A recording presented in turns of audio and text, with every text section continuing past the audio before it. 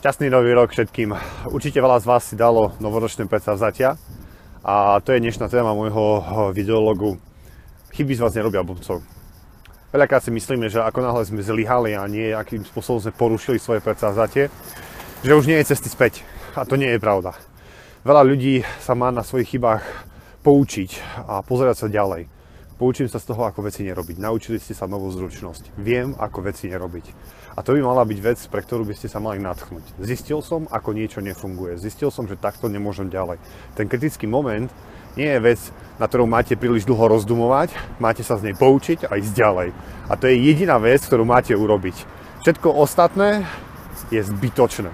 Zapamätajte si to pri tom, keď náhodou porušíte svoje novoročné predsavzatie. Vytrvajte a určite sa vám to podarí prelomiť. Nezabúdajte, zvyk je niečo dlhodobé. Niečo, čo musíte budovať dlhšie ako jeden deň, 2 dní, 3 dní.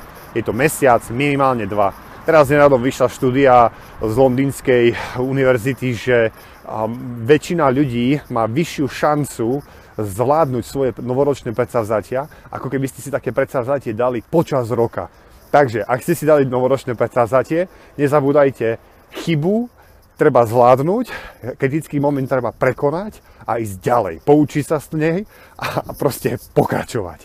Takže napíšte mi do komentárov, kde ste sa dozvedeli o mojich videách. Prípadne ich šerujte s kamarátmi. Dúfam, že sa vidíme aj na budúce a pekný týždeň vám prajem. Čaute.